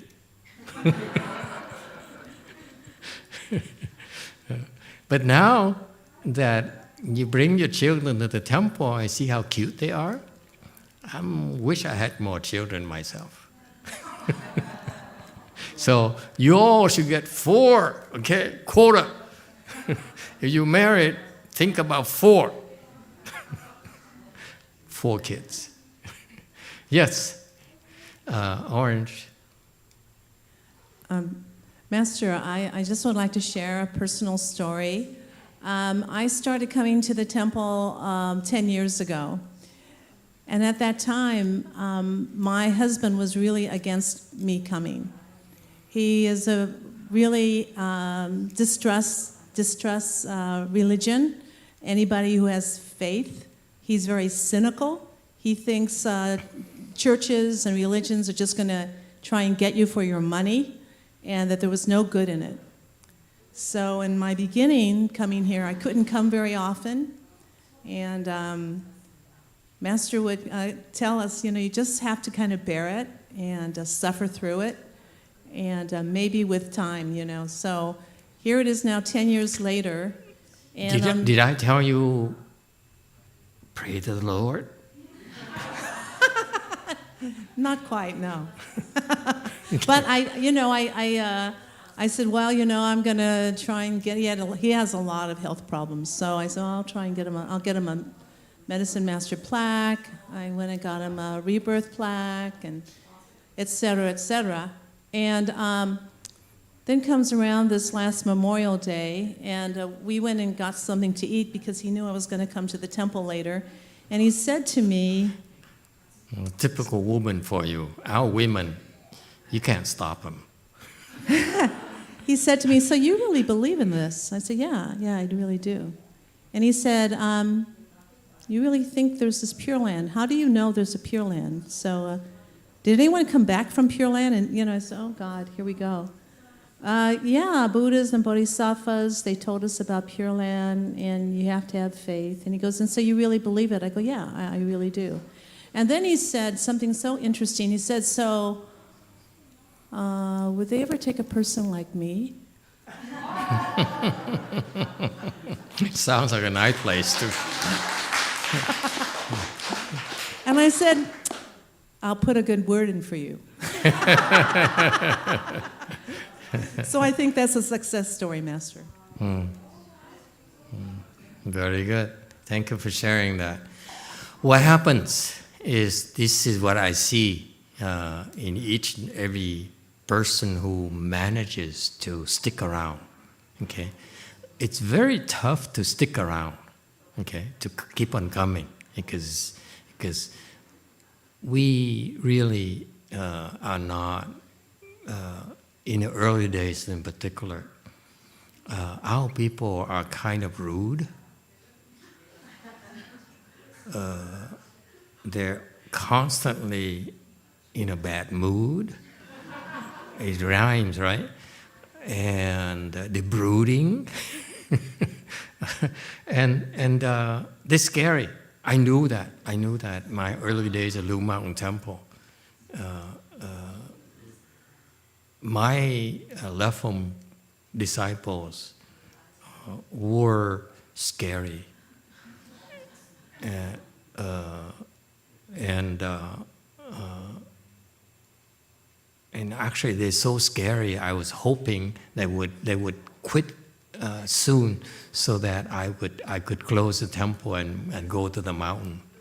Honestly, I was waiting for them to leave. So after they drove everyone away, only few kept coming. The ones that kept coming are now shaved, have the head shaved. But be it as it may. But the point is that I was waiting. I would let them drive them away, and the customers away, because they're so rude. They're so afflicted. You know, and somehow it was not meant to be. I couldn't go to the mountain as I was plotting to do, scheming to do. But over the years, the people who survived these tests actually became more patient. And it's the same thing with that lady there, that who came, and she asked to talk to me, and as soon as she sat down, and he looked at me and said, "Thank you for giving me a chance to talk to you," and she cried her heart out, and I said, "Kleenex, Kleenex." So she cried for 15 minutes, you know.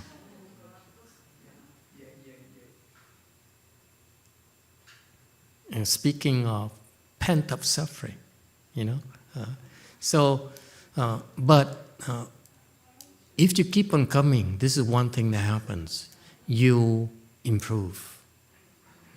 And when that happens, your son notices, your husband notices. So what can be more eloquent in your speaking of Mahayana by becoming the Mahayana person you're supposed to be, evolving in that direction, become more patient, more compassionate, kinder. Okay? So that's why people believe you. They don't necessarily believe me. So for me to say, I hope I become famous, I know that's not going to happen. You will become famous yourself, because you're famous at home. Yes, some of your family members still mock you and make fun of you. But the close one who really care for you, they notice the changes in you. And they say, wow, if this is what Buddhism is about, then it's beneficial to me. That's when they believe. They believe because it's beneficial, not because it's some kind of nice talk, you know, about things that you wish that were true, like God forgives you. Excuse me, yeah, do you have proof that really God forgives you? Really? Huh? You really have proof that God listens to your prayers? Huh? Anyway, here we have crazy people. When we pray, we see Wan Yin, we see, you know, we see Buddhas, we see walls opening up, people disappearing and coming out. Okay? That's proof to us. We don't just say we pray and, you know. So it's our faith develop is based on facts, on experiences, not just talk. Yes, the spy number 1 is awake now. He says, "Let me speak my piece before." Mô Phật bạch thầy. Thầy nói là những người đệ tử Phật tử của thầy lại tới đây rất là khó dạy, rất là cống cao ngã mạn. Thầy phải có cái lòng từ bi để từ từ độ người ta tới, để độ người ta vô tới cái cửa Phật. Thì cái đó là quả ngăn mong muốn như vậy á. Mô Phật. Here we go again. Master, you say that your disciple, the people come to the temple, is very difficult to teach. They are very arrogant. That's why you need to use a lot of kindness and compassion in order to cross them over. I said that my disciples, my students, non-disciples became more patient. I didn't say I would become more patient. Okay, Q&A. Master, I would like to We can't hear you. Increase the volume. Put it closer to you, to your teeth. Abhistopal, can you hear me now, Master? Yeah, better. I would like to share my story. Spring last year is the first time I went to your temple in Rosemead, and that's when we saw the Buddha relic. And one of the lady over there, I don't remember her face, but she just said, "Hey, don't forget and pray to the monk picture on the other side of the other wall." So when I just listened to her and I went over there, I saw a picture of Master Tianhua, and then I have all my family kneel down in front of his picture, and I pray that for our children and our family to be guide us to the right, to Buddha and teaching and so on. Stop. And then, Stop. How it happened, I can add this detail for you. She brought her family to the parlor where we have an image of Master Shinhua right there on a small altar. Okay, the whole family there, and she said, just like you find out pretty soon, kneel, bow.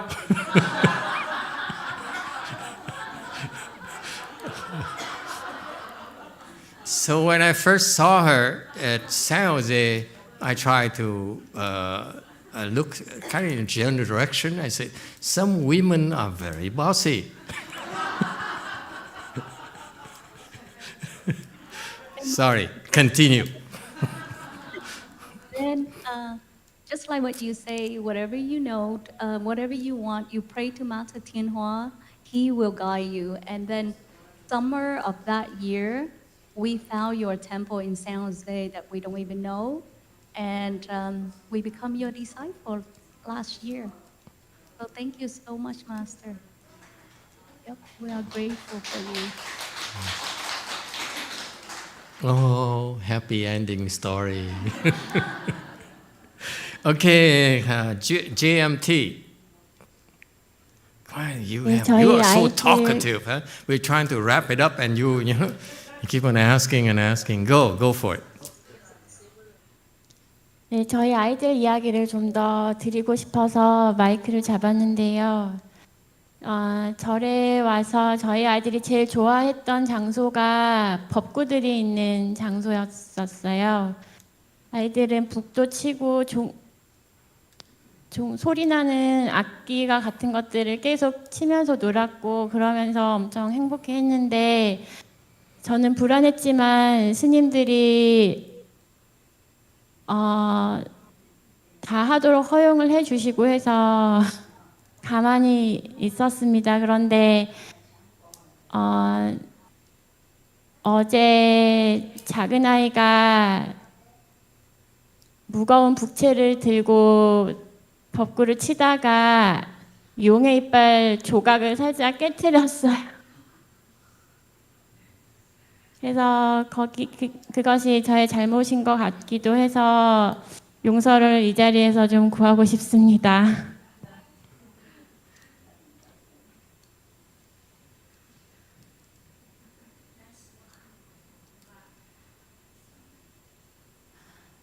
Master, I'd like to talk about my children a little bit more. The best place they wanted to hang out is the Dharma instruments area. And I was kind of anxious when they're hanging around there, but the Sinims allowed them to play the instruments. So what happened yesterday is my youngest child broke the little part of the dragon statue. So I'd like to apologize and take this opportunity. Yeah, it's $20,000.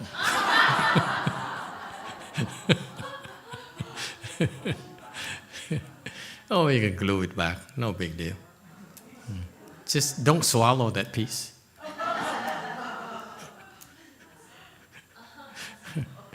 Okay? No big deal.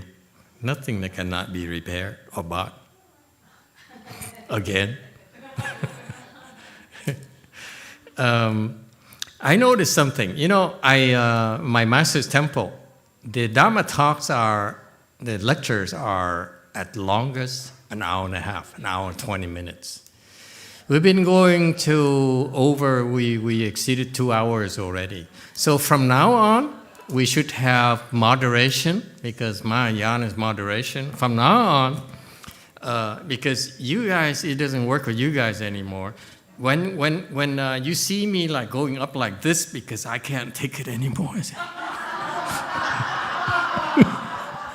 you know,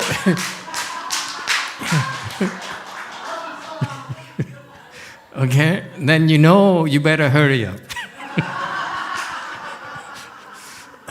Okay, anyone else? Yes, internet. 4. Good Lord. From Daniel, what is the Dharma Ending Age? What happens when it ends? When it ends, we all go to the hells.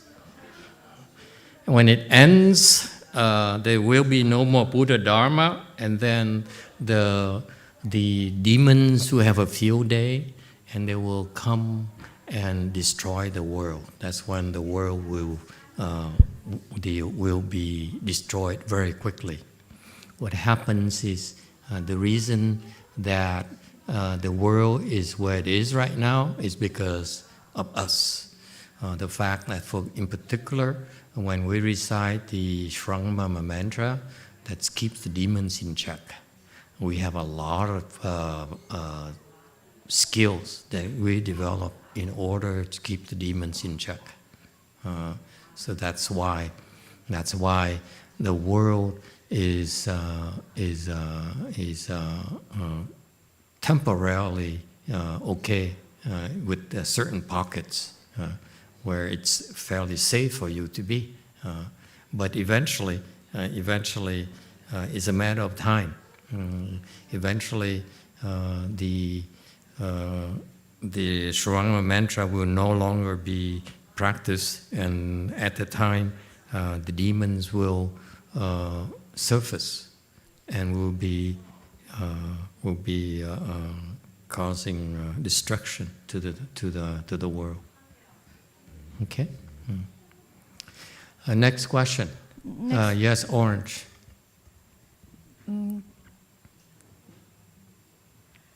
Dạ thưa thầy, con muốn nói về đứa con của con. Cái hồi bao 1 tháng trước khi có Covid á, thì cháu nó bị lay off.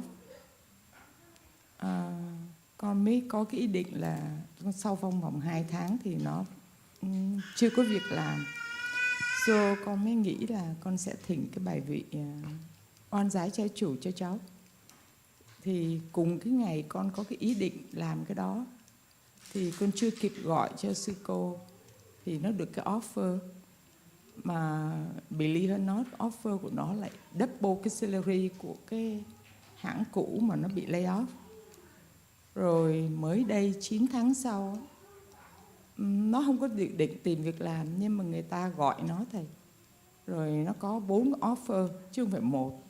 Và 4 offer đó lại họ compete với nhau. So thằng nhỏ lại được cái salary 1.5 more than the last job. So con really believe in cái oan gia trái chủ và ngài dược sư. Nó có cả hai cái Plaque, mà có một cái điều con nghĩ con cố gắng con thay đổi để mà cho con của con nó tin vào Phật pháp. A Di Đà Phật. Master, I would like to share my experience about my son. So 1 month before the COVID hit, he was laid off. So he stayed home for 2 months without any job.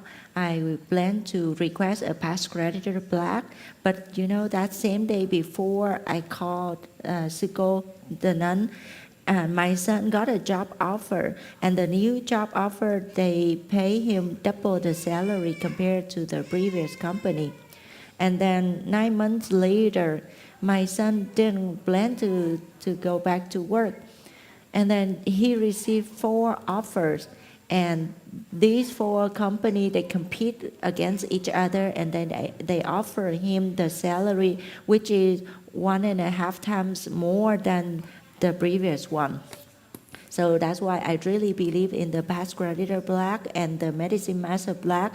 I'm trying to improve myself more so that my children can believe more in the Dharma.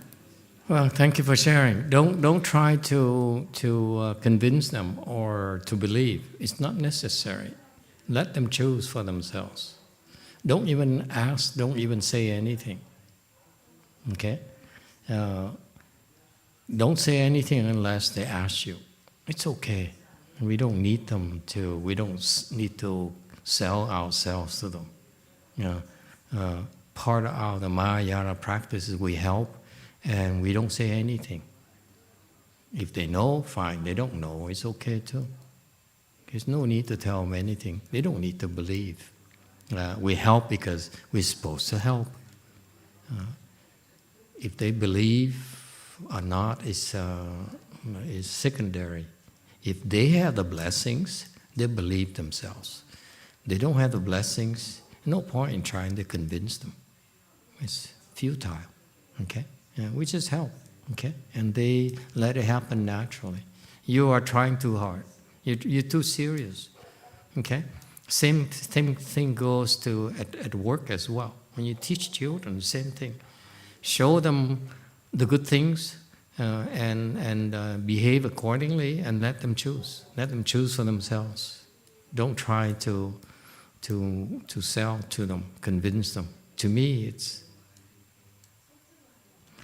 not effective to try to convince people. Kids in general, your children in general, will look to you as a role model, especially look to you as mother as the characteristics they want their wives to have in the future. Okay, and so you just be the best mother, the best role model possible. Okay, keep improving yourself, and that's good enough. Okay, don't try to convince them; it's not necessary. Okay, I really don't believe in convincing people at all. Okay, people are very smart. Especially look at your son. He's so sought after, and he's capable of producing at work. He has his own mind. He will choose the right things. He'll choose what's best for him. We have to respect him enough to do that. Okay, that's part of us. We're respectful enough. We respect people enough to allow them to be themselves. All right? Let's go back to the internet. A statement, a thank you to Master, I think is John from Portland. Thank you, Master. It is great to see Bodhidharma sitting right over your shoulder. Okay, thank you, John, for the statue. That's from him, by the way. I'm glad to hear that he's still alive. Comment from JMT. Oregon John, yes, we call it Oregon John. Oregon John. No, not Oregon, Oregon. 네, 안녕하세요. 저는 Go ahead, JMT. 네, 안녕하세요. 저는 어제 스님께서 말씀해 주신 그 정토에 가셨다는 최강식 씨 동생입니다. 예, 스님 덕분에 저희 오빠가 무사히 정토에 도착했다 그러니까 어떻게 감사 인사를 드려야 될지 잘 모르겠습니다. 정말 고맙습니다, 스님. 그리고 여기 보산사에 계시는 주지 스님과 현안 스님 그리고 모든 대중께 정말 고맙다는 인사를 꼭 드리고 싶습니다. 정말 고맙습니다, 스님. Master, I'm a younger sister of the gentleman who went to the Pure Land yesterday you mentioned about, the Korean man. Yes. Hello, sister. So I heard what you said, that my brother already went to Pure Land. I don't know how to explain, I don't know how to appreciate your help. I'd like to thank for all the Sunims in Jewel Mountain Temple and all assembly, and thank for my brother going to Pure Land. Okay, you're welcome. Thank you for thanking us. Yes, internet. Daniel, yes, there is proof that God forgives and cures. It has cured me of my severe depression when I was young. Okay, I'm glad that it works for you. But if it works for you, so much the better. I'm a little bit jealous. God never cured me of my depression, but it cured Daniel's depression. So God is not quite fair, you ask me. Just kidding. Okay. Continue. Internet. Question. This is from Christopher. Master, when we request the medicine Buddha plaque to get a new job and or to treat an illness, and we don't get the desired results, how do we create more blessings to improve the results? Because the nature of the blessings is multifaceted, multidimensional. If you're not getting what you want, it's because you have more issues that need to be addressed first. Okay?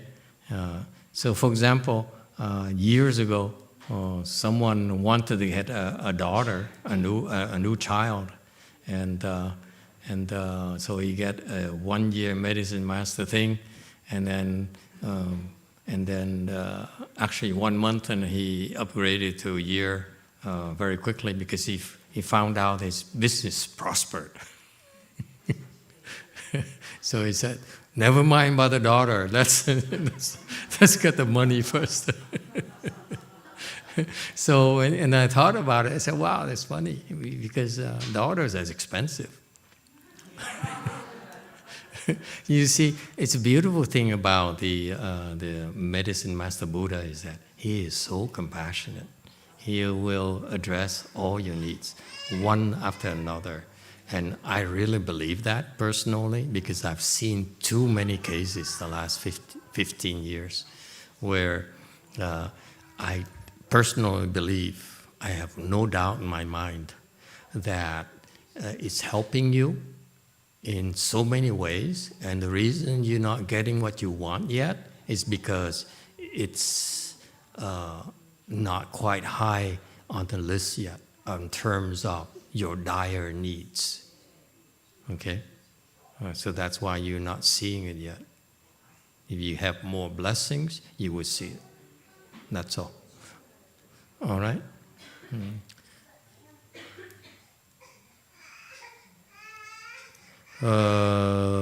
Jewel Mountain. Master, I would like to thank you because my mom started coming to Jewel Mountain Temple a few times now. My mom is basically atheist, but she felt peace and bliss when she came to see the reciting the Buddha's name. So she's here. Okay. Thank you. Hello, Mom.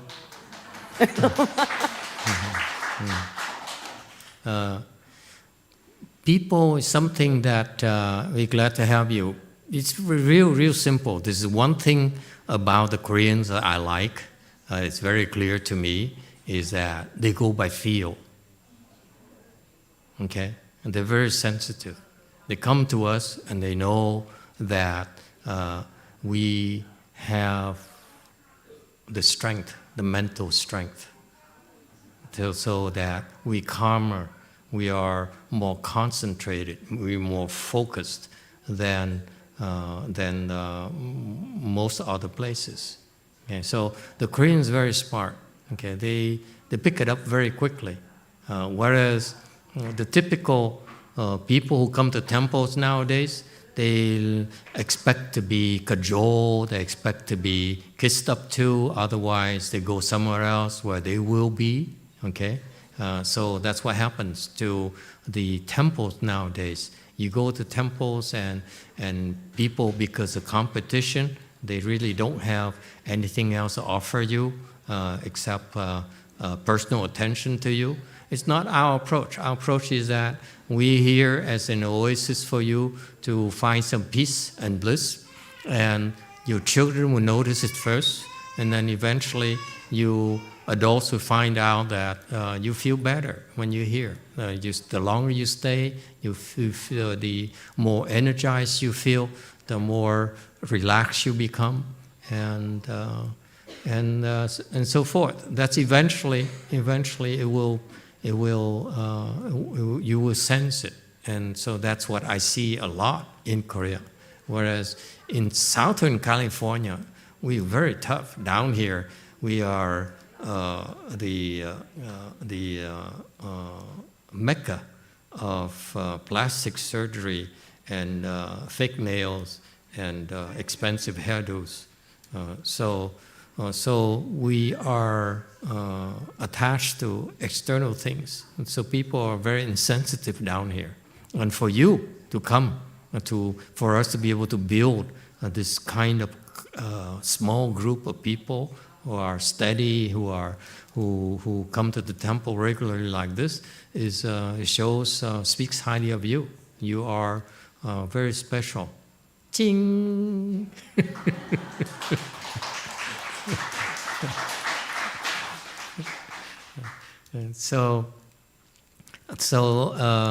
And the Koreans too. The high proportion, a very high proportion of the Koreans are like that. I noticed that. That's why I really like it when I go over there. Okay, but the reason that in this case here that her mother comes here because she likes to hang out with the daughter. Let's face it, it's not about the temple. Ask her. Okay? He says, she doesn't come and see me at all. Okay? And now she's, the more I see her, the more I like to be with her. So that's your best sales tool right there. Become a better person. And you don't need to convince people of anything. They will find out for themselves, just like your children. Okay? You expose your children to the kindness of the people around them. That creates a standard in their mind. They said, this is what people are supposed to be in the back of the mind. Okay? And so I was never given that, by the way. And my entire life is about where I came from, my family, is that we have to be successful. You're not successful, then you're a disappointment to the family. You have to have good grades in school, you have to go to a good school, your wife has to be pretty, you have to have a good education, you have to have a good job, you have to be, successful at your job, and all this. It's all about success. It's all nonsense. But we never learn how to be a human being, a decent human being, a good brother, a good father, a good neighbor. Okay. All right. Anything else? Is that it? Are we tired?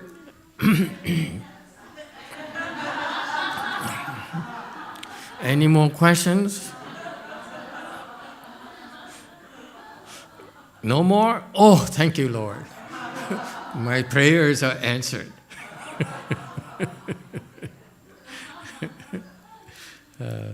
All right. Thank you, everyone. We see you next time. Tonight, now we stand up and do the great transference.